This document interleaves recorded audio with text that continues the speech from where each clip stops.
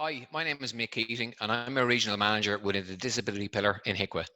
So thank you for your invitation to participate in your 30th Research and Evaluation Study Day. It's great to see the focus this year on human rights. My focus is on restrictive practice and specifically the impact of these practices on the lives of people with disabilities, looking at how we work towards promoting a care environment that is free from restrictive practice. So we will look at how we protect and promote human rights in residential services. And by the end of this short presentation, we will have examined the legal framework in which HIQA protect and promote people's human rights, explore the impact of restrictive practices on the quality and safety of care provided to people in residential services. So the overall aim of HIQA is to improve the quality of lives and safety of people living in residential care. People have the right to live as independently as possible without unnecessary restriction. And one way this can be achieved is where providers and staff take a positive and proactive approach in reducing and eliminating restrictive practices. Our inspectors look for evidence that people's fundamental human rights are upheld, that their voices are heard, and that they are free to live in accordance with their choices and preferences. So what are human rights? Human rights are the basic rights and freedoms that all people should enjoy.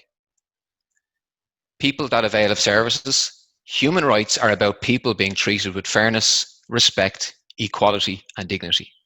So ensuring people have a say over their lives and participating as fully as possible in decisions about their care and support. There is a duty on the state and on health and social care providers to uphold the human rights of people using services. In recent years, there has been an increasing focus on human rights, autonomous decision-making, empowerment, and choice in health and social care policy and practice. And this has highlighted the importance of moving away from a paternalistic approach to care and support towards embedding human rights into service provision and organizational culture. So, a human rights approach to care and support is underpinned by a legal framework and human rights treaties which states have agreed to uphold. So this legal framework places a responsibility on health and social care providers at an organizational and individual practitioner level to uphold the human rights of people using their services. Legal sources include the Equal Status Act 2000 and 2015, the Irish Human Rights and Equality Commission Act 2014, capacity legislation, and the ratification of international treaties such as the United Nations Convention on the Rights of People with Disabilities 2006, which was ratified in Ireland in 2018. So during my short presentation, I'm only briefly referencing some relevant legal frameworks, and I've no doubt you will be exploring all of these in more detail in other sessions. So the Freda principles. Although human rights exist in law, it can be useful to think of them in your day-to-day work in the context of principles. And Freda is an internationally recognized framework through which human rights can be considered. The Freda principles are the basics of good care and form part of what health and social practitioners already do on a daily basis. Human rights are about being treated with fairness, respect, equality, and dignity, and having a say over their lives and participation as fully as possible in decisions about their care and support. Please refer to our HIQA guidance on human rights-based approach in health and social care services, which provides more detail on the Freda principles. So human rights and restrictive practices. It's important to recognise the requirement to have an open, transparent system in place, which ensures due process has been adhered to whenever a person's rights are restricted. And this should also take into account the possibility for any restriction to impact upon the rights of other people. So a big issue is the impact of restriction assessed as required for one individual, impacting upon the lives of other people who that person lives with. So the locked front door, the use of physical restraint, and the impact of others witnessing this type of restraint. So we need to consider this impact and look at compatibility assessments for residents living together. So what is restrictive practice? It is the intentional restriction of a person's voluntary movement or behaviour, and that's the definition from the regulations. They may be physical or environmental in nature, and they may also look to limit a person's choice or preference, and this is known as a rights restriction. So being overly risk adverse or no positive risk taking being considered. So in terms of physical restriction, so holding a person back to prevent them causing harm to another person or to themselves is obviously a restrictive practice. And MAPA or other types of interventions, sometimes there was an assumption that because the resident was assessed as requiring a type of hold, that this made it okay. Again, we must focus on removing the need to have to use such a restraint and keeping it under constant review. So environmental restraints. So restricting residents' normal access to their environment, such as locking the door of the kitchen or locking away the kettle where a person may be assessed as being at risk from scalding. And then finally, the rights restraints. And these are often more difficult to recognize, more subtle. So for example, limiting or denying access to cigarettes or to certain foods. So the use of restrictive practice of any kind should only be a measure of last resort where there is imminent risk of serious harm. An episode of restraint is a temporary measure and should always be in the least restrictive form and used for the least amount of time necessary. So the legal position is that in general, the application of restraint on a person without their consent is unlawful. From a European Convention on Human Rights perspective, the use of restraint can only be justified if it is a medical or a therapeutic necessity. The standard of proof required to establish this is very high. So in terms of individual decision making, so in the exceptional circumstance that an episode of restriction is initiated, it must be minimized to what is absolutely necessary and should always be viewed as a temporary measure. We must always remember to weigh up the risk involved in carrying out an activity with the benefit that that activity may have for the person. So there is a dignity of risk. Residents have the right to participate in activities involving personal risk. The desire to maximize resident safety does not of itself justify restraint. So the importance of residents' views.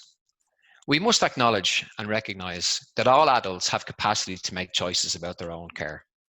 And every effort must be made to provide information to the resident about an episode of restraint in a way that is most appropriate to help them to understand. We need to consider alternatives to restrictions. Every effort must be made to determine and alleviate the underlying cause of residents' behaviour. All alternative interventions must be explored. Providers must ensure that there are appropriately skilled and qualified staff available at all times. And a long-term management strategy should be formulated for any resident with recurrent behavioural problems.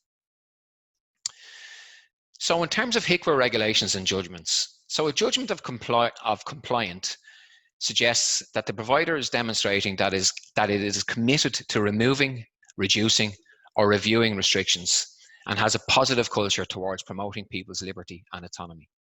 So the creation of a comfortable, safe, relaxed environment where individuals feel valued, confident, and secure reduces the need for restrictive practices.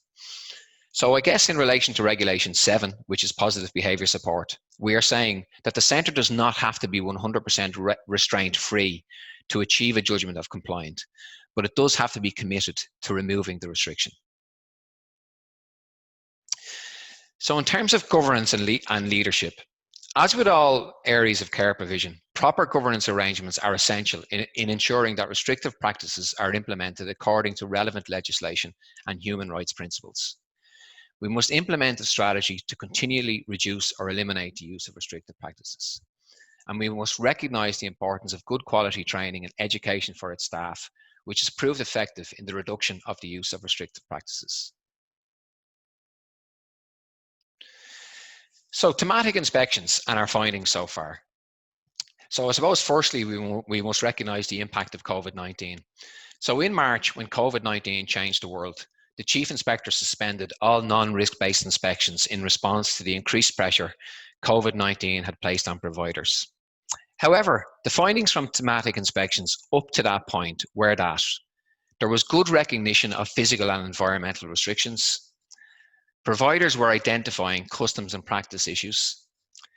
The use of consent forms had started a conversation with residents and families, creating healthy discussion on the why and when of restrictive practices.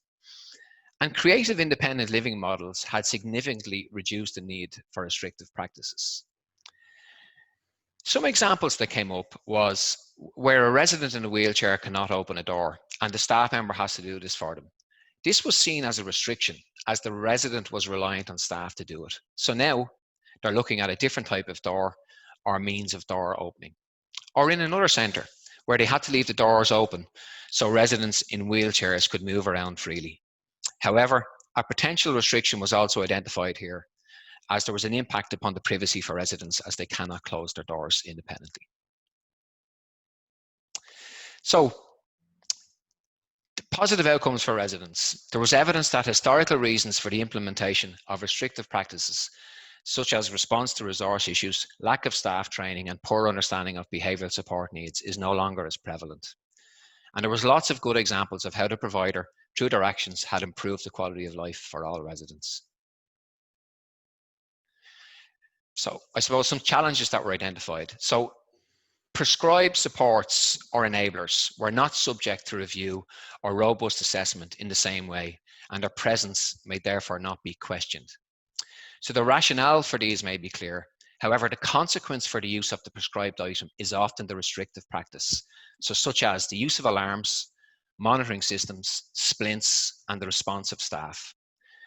So they may be a less restrictive alternative, but needs to be assessed and monitored to ensure that it does not restrict the person in their movement or their behaviour.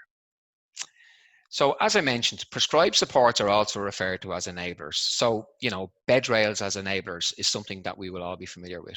However, calling this an enabler is questionable, and the guidance for inspectors is that this may be a legitimate practice, but it should still be called a restrictive practice and assessed and reviewed as such.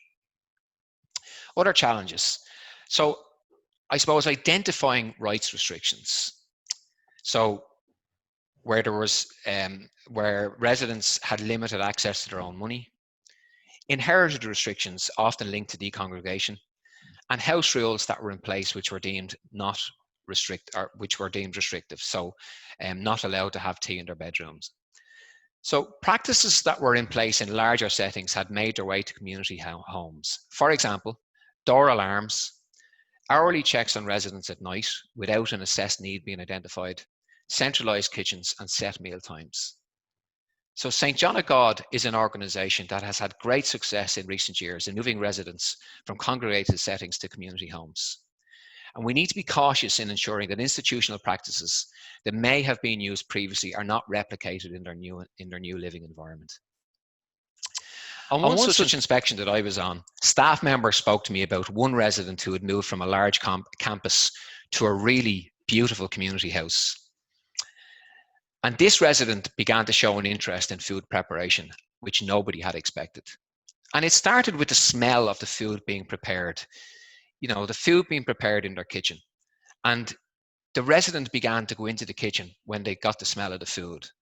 And then they began to show an interest in the vibrant colours of the vegetables. So looking at the tomatoes and the peppers and handling them and then being involved in the food preparation in relation to them. Staff engaged with them during the food preparation, and this actually led to a more varied diet for this resident over time. So this really makes you think. This was an experience that had been denied to this resident for many years. Nobody knew. Residents have a right to be involved in the everyday activities of living. So in conclusion, residents have a right to live unrestricted lives. It is the responsibility of the provider to ensure rights are promoted and protected. Our work is to support this approach in a critical area, but the improvements and good practices that we observe are to the credit of staff, management, and the providers. Thank you very much for your time today, and I look forward to answering your questions in the panel discussions later today. Thank you.